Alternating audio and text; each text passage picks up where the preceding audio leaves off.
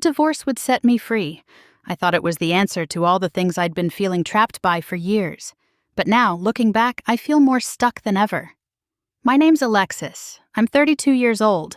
And let me tell you, I had it all figured out. Or at least I thought I did. I was a wife, a mother of two, living what I thought was the dream with my husband, Ryan. He was a good man, a logical man. He never gave me any reason to doubt him, but I just felt bored. Maybe that's the wrong word, but it's the only way I can describe it.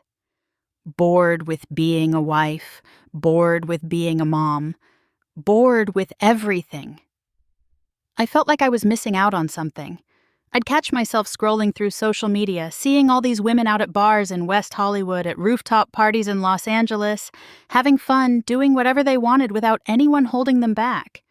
I was jealous, I won't lie. It didn't help that my best friend Marissa would call me up every weekend, talking about how amazing her life was now that she was single and living her best life. She'd be out every Friday and Saturday night, getting drunk with her friends in Koreatown or Hollywood, not caring about responsibilities. No kids, no husband to answer to. She'd send me pictures of her out with random guys, and I'd just sit there feeling like I was missing something huge. Ryan never stopped me from hanging out with my friends, but he did set boundaries. He made it clear he didn't like the way Marissa and her crowd lived their lives. I get it, I really do. They were wild, irresponsible, and honestly, I'd been part of that life before Ryan and I settled down in our little house in Silver Lake. I had fun back then, but now it felt like a distant memory. It wasn't just about having fun anymore. It was about freedom. I didn't realize it at the time, but that's what I was craving. I didn't want to be this mom figure, this wife who always had to stay home, always had to take care of everything. I wanted to feel alive again. I wanted to feel free. So I started listening to my single friends. They said things like, "You deserve to have fun again, and Ryan's not going to change, he's too stuck in his ways." And they were right about one thing. He had his boundaries, and I hated them. I hated that he didn't just let me go out whenever I wanted. But it wasn't like he was controlling, he was just logical. He didn't want me getting drunk and running around with a bunch of people who couldn't care less about anyone's well-being. But I didn't care about that anymore. I wanted to go out. I wanted to be wild. So one Friday, I packed up, put on a new dress, and told Ryan I was going out with the girls. He raised an eyebrow, which should have been a red flag, but at that moment, I didn't care. I was ready to live. He didn't argue, just told me to be safe. That night, I met Marissa and the others at a rooftop bar in downtown Los Angeles. The city lights glittered below us, and the energy was electric. I was dancing with friends, laughing with strangers, and just letting everything go. It felt amazing. The more I did it, the more I wanted it. I wasn't thinking about Ryan or the kids. I wasn't thinking about anything but me. And that was the problem, wasn't it? After a few weeks of this, Ryan started getting upset. It wasn't like he was throwing a fit, but I could tell he wasn't happy. He'd ask about my nights out, and I'd just brush it off like it was no big deal. I was still being a good mom, still taking care of the house, right? I didn't see the problem. But Ryan did. And that's when things started to get tense. I remember one night he sat me down and told me, "Alexis, I get that you want to go out and have fun, but this isn't just about you anymore. You're a mother, a wife, and we have responsibilities." I didn't want to hear it. I just snapped. I didn't sign up to be a mom and wife forever. I'm still a person, Ryan. I want to feel like I'm not just stuck here in this house cooking and cleaning every damn day. I saw the hurt in his eyes, but I didn't care. I was angry. Angry that he didn't understand. Angry that he wasn't the kind of guy who just let me do whatever I wanted. I wanted him to just let me live, and the fact that he wasn't okay with it pissed me off. I hated the way he made me feel like I was being selfish for wanting to have fun. Looking back, I know I was wrong. I know I shouldn't have lashed out like that, but at the time, it felt like everything was closing in on me. The more he set boundaries, the more I rebelled. Deep down, I didn't have the guts to face what I was really doing. I didn't want to face the fact that I was being reckless and selfish. I just kept going out, kept ignoring the problems building between us. And all the while, Marissa was there, cheering me on, telling me I was doing the right thing. "Ryan's just too controlling," she'd say. "You deserve to be happy." I kept listening to her, not even realizing that I was digging my own grave. It wasn't just about fun anymore. It wasn't just about freedom. It was about avoiding the responsibility that came with being in a committed relationship, with being a mother. But I didn't see it. Not yet. So here I am now, sitting in the mess I created. I thought getting out and having fun would set me free. But now I'm stuck in a web of regrets, wondering if I've already lost Ryan for good. If you're thinking this story is about how I finally got my act together, you're wrong. Not yet, at least. I knew things were getting bad when Ryan stopped asking me where I was going. At first, he'd ask questions like, "Who's driving?" or "What time do you think you'll be back?" They weren't controlling questions, just normal stuff a husband would ask. But slowly, he stopped. No, "Be safe." No, "Call me if you need me." Nothing. I convinced myself that it meant he didn't care, and if he didn't care, why should I? One Friday night, I was getting ready in the bathroom, putting on my makeup like I was going on a first date. I had this tight red dress I hadn't worn since before we had kids, and tonight I was feeling bold.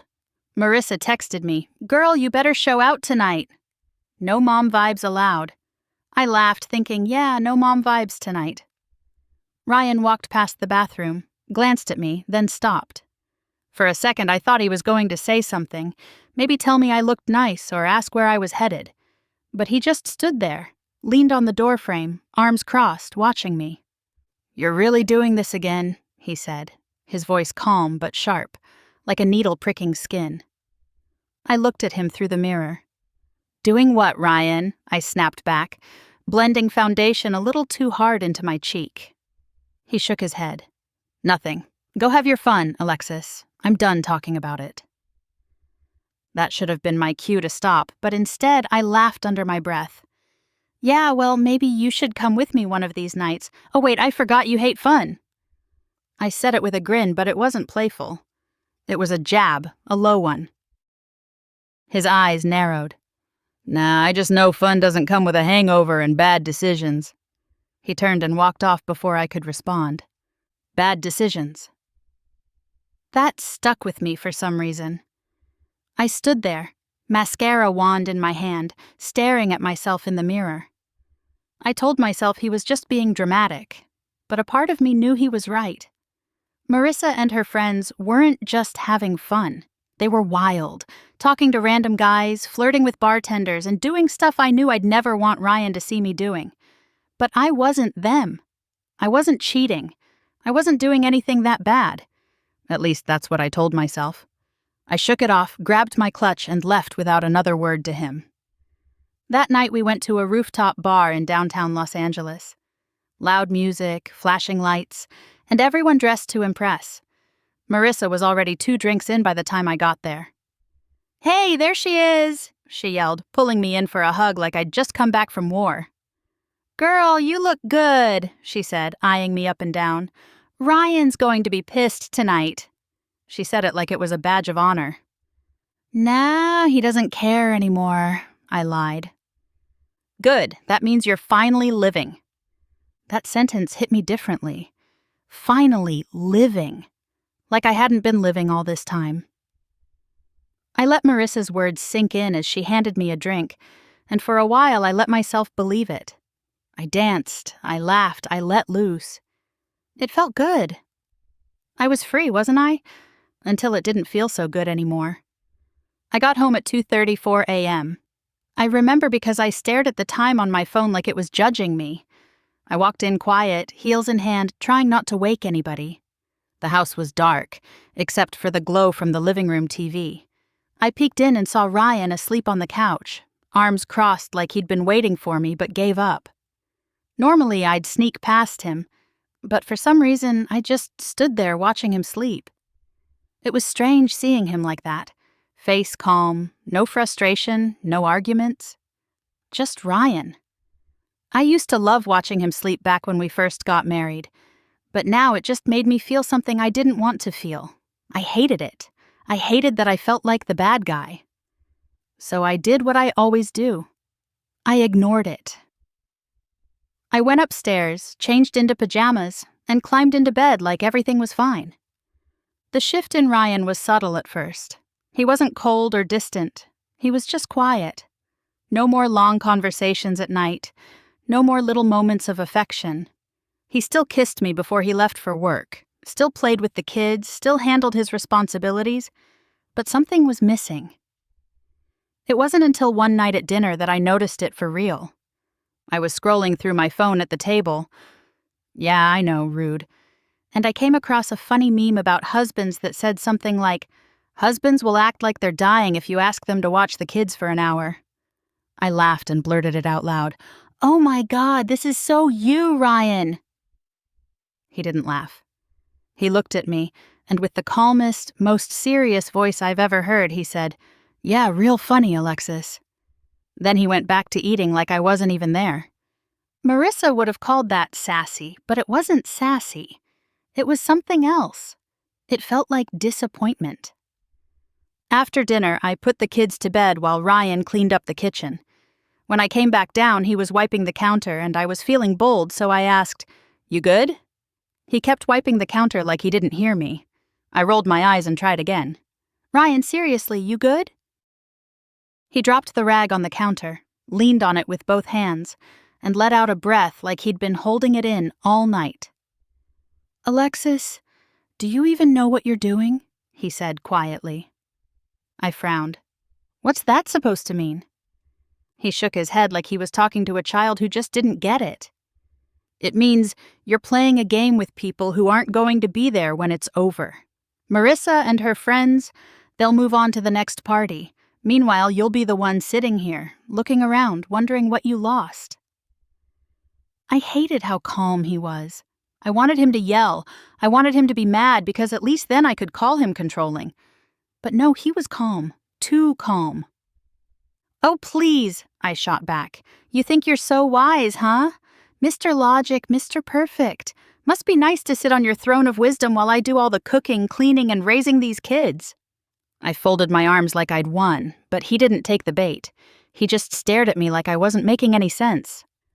"You're not trapped, Alexis," he said, his voice flat but firm. "You're choosing to be." Then he turned and walked away. That line haunted me all night. You're not trapped. You're choosing to be. I didn't feel trapped before, but now I did. Trapped in my own decisions. Trapped in my need to feel free. Marissa wasn't trapped. She was free, right? She had no husband, no kids, no rules. But then I remembered the last time I crashed at her apartment in Koreatown after a wild night out. It was a mess. Clothes everywhere, dishes in the sink, an air mattress in the living room because she couldn't afford a real couch. Marissa was free, but her life didn't look as free as it did on Instagram. I didn't want to admit it, but maybe Ryan was right. Maybe I was playing a game I couldn't win. But I wasn't ready to admit it. Not yet. The tension between Ryan and me was so thick you could feel it in the air. We weren't yelling or slamming doors, but everything felt off. The way he barely looked at me, how he only spoke when necessary, and the silence that filled the house every night after the kids went to bed. It was loud, even if no one was saying a word. I knew he was upset, but I didn't care enough to fix it. If he wanted to be miserable, that was on him, I told myself. I wasn't doing anything wrong. I was still taking care of the kids, keeping the house together, mostly, and I deserved to have some fun, too. I'd already spent too many years being the good wife. That next weekend, Marissa texted me. "You outside tonight or what? We hitting the rooftop again. I didn't even think twice." I typed back, "Bet. I'll be ready by 9. When I was getting ready that night, I decided I was going to look better than the last time. Tight black dress, new heels I bought for a special occasion, even though this wasn't one, and my hair was slicked back into a bun so clean you'd think I had a stylist. I even sprayed that vanilla-scented perfume Ryan liked, but not for him. He was in the living room with his headphones on, watching some boring documentary like he always does. I walked past him, heels clicking on the hardwood floor, slow and deliberate. He didn't say a word, didn't even glance up. I felt a little sting from that, but I kept walking, head high, like I had something to prove. When I got to the club, the energy was electric. Loud music, crowded dance floors, and Marissa acting like she owned the place. We had drinks in our hands within minutes, laughing like high schoolers who just snuck out past curfew. And then came the attention. You know the kind. A few stares from across the room, a guy accidentally bumping into you, another one offering to buy a drink. It felt good, I won't lie. When you've been a wife and mom for years and suddenly people are looking at you like you're desirable again, it messes with your head, makes you feel like you're still that girl. One guy, Travis, stood out. He wasn't flashy, didn't have a loud crew of guys with him, he was just smooth. Clean cut, nice smile, said all the right things without trying too hard. We talked for a while, nothing crazy, just small talk. He wasn't pushy, and I wasn't interested in anything more than conversation. Or at least that's what I told myself. When Marissa saw us talking, she gave me that mischievous grin. "Ooh, he's cute," she whispered, nudging me with her elbow. "Ryan who?" She laughed. I rolled my eyes, but I didn't walk away. The next morning, I woke up to a headache that felt like a marching band in my skull. My phone was face down on the nightstand, and when I flipped it over, I saw the texts. Travis. "You make it home safe? Had fun talking to you. You're different from the girls I usually meet. Hit me up if you want to get out sometime." I sat there for a second, staring at the screen. It wasn't like I'd done anything wrong, right? I didn't cheat, it was just talking. I could have deleted the messages and gone about my day, but instead, I responded. Me. "Yeah, made it home safe. Last night was fun for sure." His reply came back fast. "Good, I meant what I said. You're different." I smiled at that. I don't know why. For the next few days, it became a little habit. Travis would text, I'd respond. Nothing wild, nothing crazy, but it felt exciting. Something new, something that wasn't dishes, laundry, or grocery store runs. I'd glance at my phone when Ryan was in the kitchen, and I'd type quick replies when he wasn't looking. I told myself it was harmless. I told myself I'd stop, but I didn't. It wasn't until one night that everything blew up. I was on the couch, scrolling through my phone, kids already in bed, and Ryan was upstairs finishing a work project. I was texting Travis about some random nonsense, laughing to myself at one of his jokes. Then I heard it. Footsteps. I looked up just as Ryan walked down the stairs, phone in his hand. His face wasn't angry. It was blank. Calm, just like before. He stood at the bottom of the stairs, staring at me. "You forgot to log out of your Messages app on the iPad," he said, holding up the iPad like a piece of evidence in court. I froze. My heart did that weird thing where it speeds up, but you try to act normal like you weren't just caught in 4K. "Oh, okay, and?" I played it off, pretending like I didn't know what he was talking about. His jaw tightened, just a bit, but he stayed calm. "Travis, you know him, right?" He tapped on the screen a few times. "You seemed real friendly with him." My face got hot. "Are you serious right now? You're snooping through my messages like a teenager?" I barked back, throwing it all on him. Classic deflection. "I didn't have to snoop, Alexis," he said, stepping closer. "You left it right there. Texts popping up one after the other. I didn't have to go looking." He tilted his head, eyes locked on me. "But I did read them. All of them." My stomach dropped. "You're different from the girls I usually meet." "Real poetic," he said, his voice laced with sarcasm. "So what part of this is just fun again? Please help me understand." I stood up, arms crossed, trying to stay in control. "Ryan, it's not that serious. He's just some guy I met at the club. We were talking, that's it. You're acting like I cheated or something." "Talking?" He repeated it like it was a foreign word. He glanced down at the iPad, scrolling, then read it aloud. "You're cute. Too bad I'm married." He read slowly, eyes lifting to meet mine. That's just talking, huh? Now I was defensive.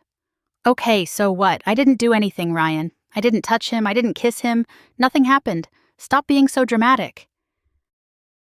Yeah, you just entertained it, he shot back, eyes narrowing.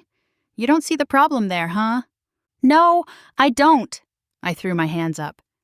Maybe if you didn't act so boring all the time, I wouldn't have to go out just to feel alive. That hit him hard. I saw it in his face. He nodded slowly, lips pressed into a thin line like he was holding something in. He looked me up and down like he was seeing me for the first time. All right, he said, so calm it made me nervous. All right, Alexis. He turned and walked away. Just like that. Where are you going? I asked, following him like I suddenly cared. He didn't turn around. To be boring somewhere else. He grabbed his keys, jacket, and phone. No shouting, no threats, just quiet, controlled movements that felt heavier than any fight we'd ever had. Really? This is what you're doing now? I said, arms still crossed, trying to act like I was the victim. You're just going to walk out? He stopped at the door, looked back at me with that same disappointed stare. Nah, I'm not walking out. I'm just letting you be free like you wanted. Then he walked out and shut the door behind him. I stood there for a long time, staring at that door. I told myself, he'll come back. He always comes back. But this time, I wasn't so sure. Days passed and Ryan didn't come home. No texts, no calls, nothing. At first, I didn't think much of it. I figured he was trying to make a point, a cool-off phase like we'd done before. He'd come home, we'd have one of those awkward, silent dinners, and then slowly, things would go back to normal. But this time was different. By the end of the week, I started to feel it. No missed calls from him, no where are you texts, no can you pick up the kids messages. Nothing. It was like I didn't exist. The house was too quiet. The silence felt heavier than all our arguments combined. Then, on Friday, I heard the front door unlock. For a second, I felt relief, finally. I played it cool, stayed on the couch, scrolling on my phone like I didn't care. But when I glanced up, I saw him. He wasn't alone. He walked in with a man in a navy blue suit, carrying a leather briefcase.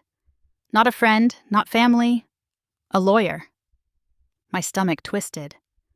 Ryan, what is this? I asked, trying to sound calm, but I could feel my chest tightening. Just here to grab some things, he said simply, not even looking at me. His voice was cold, distant, like I was just another stranger in the house. The lawyer followed him in, standing by the door like he was security. I sat up on the couch, heart racing. What do you mean grab some things? You're being dramatic, Ryan. He didn't answer. He walked straight to the closet in the hallway, grabbed a duffel bag, and started filling it with his clothes, chargers, and whatever else he needed. He moved with precision, like this wasn't his first time doing it. Ryan, come on, I scoffed, getting up now. You're really packing a bag? Seriously? After one argument? He zipped the bag slowly and slung it over his shoulder. Then he finally turned and looked at me, really looked at me, and what I saw wasn't anger, it was peace. I'm done, Alexis, he said calmly, his voice steady. No more arguments, no more cooling off, I'm done. I blinked, trying to process it. You're done? I laughed, a little too loud. Okay, yeah, sure. Go ahead, run away like a coward. You'll be back like always. He didn't flinch, didn't argue. He just watched me with that quiet, unshakable calm that made me feel smaller than I'd ever felt. Then the lawyer spoke. Mrs. Carter, you'll be served the formal divorce papers on Monday. Consider this is just a courtesy notice. My heart stopped. I froze, eyes locked on Ryan. Divorce? I repeated, almost laughing. You're talking like you've been planning this. I looked at him for a reaction, but he didn't give me one, not even a blink. Oh, so that's it, huh? You're just going to file for divorce and walk away like it's that simple? Ryan tilted his head, looking at me like I was slow. Yeah, Alexis, he said with that sharp edge in his voice. That's exactly what I'm going to do. Please. I rolled my eyes.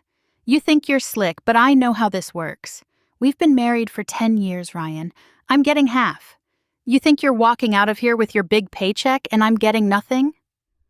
I laughed in his face, shaking my head. Nah, it doesn't work like that, baby. He didn't argue. He didn't yell. He just walked to the kitchen, grabbed his keys off the counter, and turned back to face me one last time. You really think I didn't plan for this? He asked, one eyebrow raised. You think I didn't see this coming? What are you talking about? I shot back, squinting at him like he'd lost his mind. I knew you'd slip up, he said, shaking his head like I was a kid who didn't understand simple math. You think I didn't notice you changing, Alexis? The nights out, the new clothes, the random nights when you needed fresh air? Come on, I've been watching you for months. He stepped closer now, eyes locked on mine. The texts, the friends from the club, the late nights you thought I didn't know about. I was just waiting for you to give me a reason, and you did. I felt the blood drain from my face. My mouth opened, but nothing came out. You played checkers, he said, pointing at me. But I played chess. He reached into his jacket pocket, pulled out a folded paper, and tossed it on the table. It slid across the surface, stopping right in front of me. I hesitated, then grabbed it, flipping it open. My eyes scanned it quickly. Post-nuptial agreement. My heart stopped. You signed it 4 years ago, remember? Ryan said, his voice cool, controlled, like a man who'd already won. Back when I got that big raise at work and we talked about protecting our assets in case either of us made a bad financial move. He shrugged. You were so busy spending the extra money you didn't even read it. You signed it like it was nothing. No, I muttered, shaking my head. No, that's not what this is. My hands were shaking now, gripping the paper like I could tear it apart and make it go away. I scanned the page faster, searching for something, anything that said I still had a claim. But there it was, plain as day. In the event of infidelity, the offending party forfeits any claim to spousal support, assets, or marital funds. No, I whispered, blinking hard like I could unsee it. This isn't real. It's very real, Alexis, Ryan said, standing tall like a man with nothing to lose. I had it notarized and filed with the bank the same day.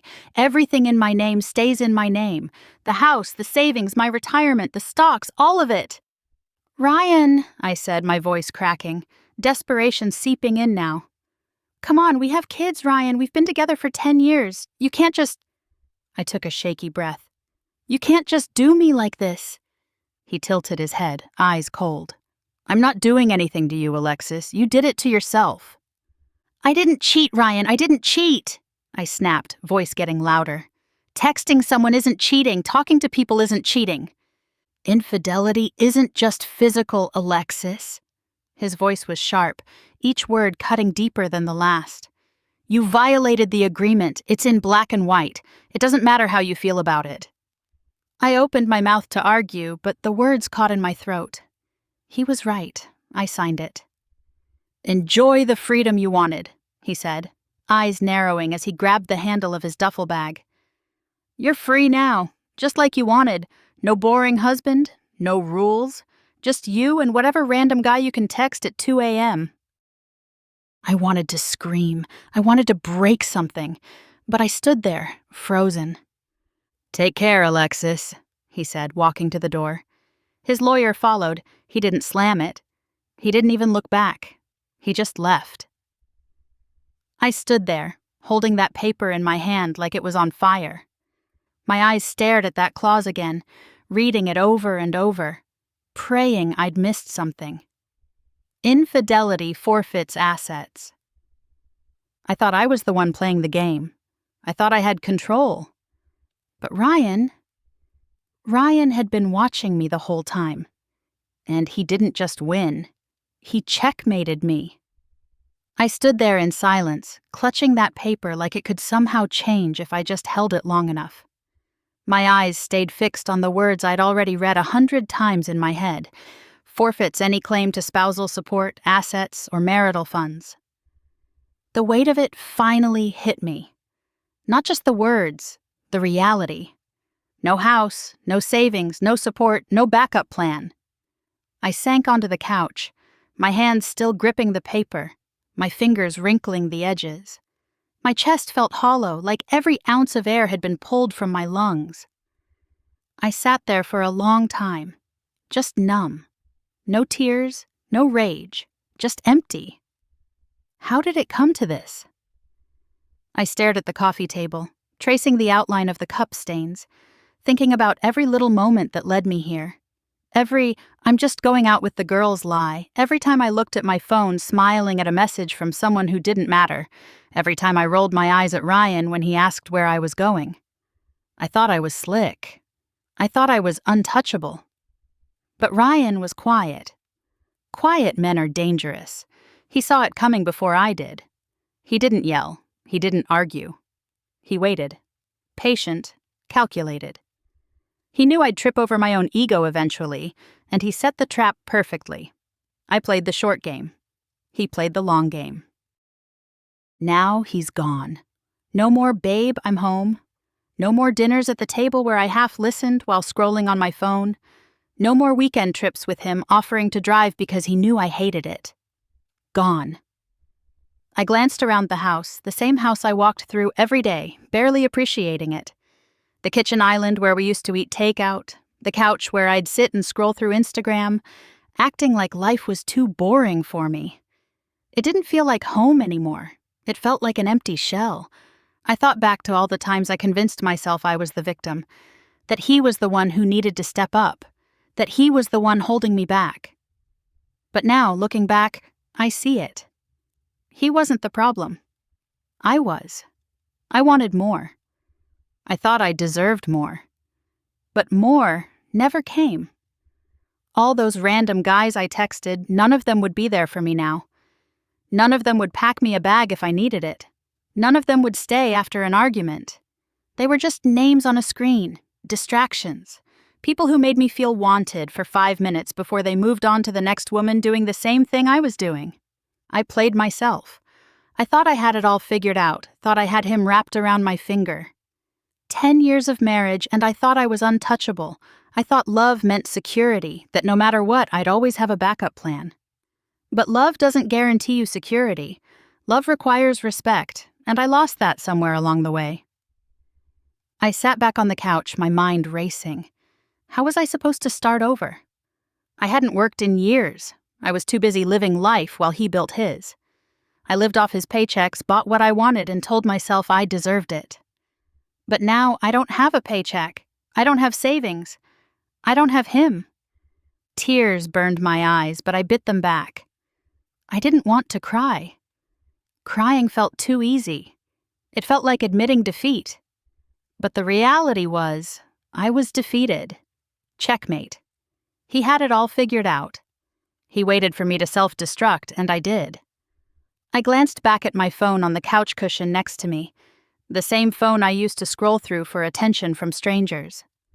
For a second, I thought about texting him, telling him I was sorry, begging him to come back. Please, Ryan, I didn't mean it, but I knew how that would go. He wouldn't answer. He wouldn't even read it. Because when a man like Ryan makes up his mind, it's final.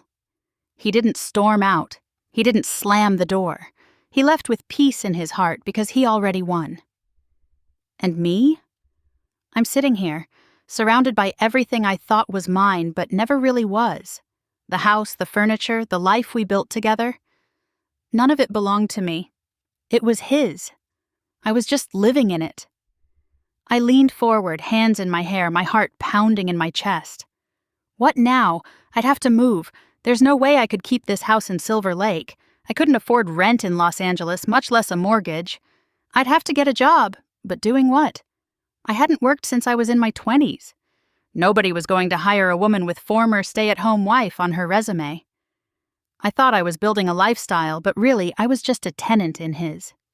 The realization hit me like a brick wall. I wasn't getting half. I wasn't getting the house. I wasn't getting a dime. I was walking away with nothing but the clothes I bought on his dime and the phone in my hand. I laid back on the couch, staring up at the ceiling, counting every mistake I'd made. I replayed it in my mind, every stupid decision, every moment I ignored the little voice in my head telling me, "Don't do it, Alexis. Don't push him too far." But I did it anyway. Ego, pride, stupidity. I scrolled through my messages, my thumb hovering over Ryan's name.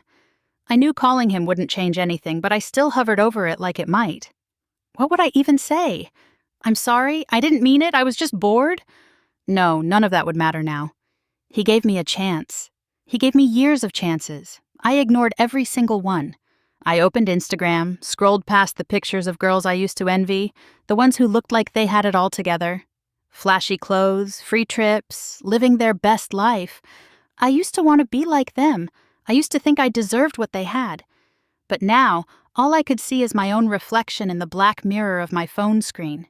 No makeup, no filter, just me. For the first time, I didn't like who I saw. The doorbell rang, breaking me out of my thoughts. I knew who it was before I even stood up. I walked slowly, heart pounding in my chest. I opened the door, and there he was, a guy in a tan vest with a clipboard. "Hi, Mrs. Carter?" he asked, polite but direct. "Yeah," I muttered, already knowing what was coming. He handed me an envelope. "You've been served."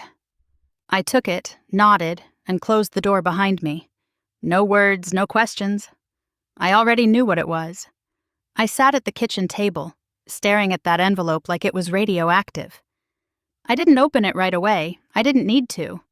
The only thing worse than knowing you're about to lose everything is knowing you deserve it. I don't know how long I sat there, but eventually I opened it. Pages and pages of legal terms I didn't understand, but one sentence stood out. Petitioner requests dissolution of marriage with no division of assets or support to respondent. I read it 3 times just to be sure. No division of assets, no money, no house, no support. Just me, alone. I folded it up, set it on the table, and stared out the window at the city lights of Los Angeles. My world used to feel so big, so full of possibility. But now it felt small, like the walls were closing in. The regret was loud now, louder than my pride, louder than my excuses, louder than anything I'd ever felt before. I thought I was winning, but in reality I was losing the whole time. The crazy part is I wasn't even mad at Ryan. I was mad at me, because I knew better. But knowing better doesn't mean anything if you don't do better. Now I'd have to start over. No husband, no house, no savings, just me. I always said I wanted freedom. Well, I got it now. And it feels like a prison.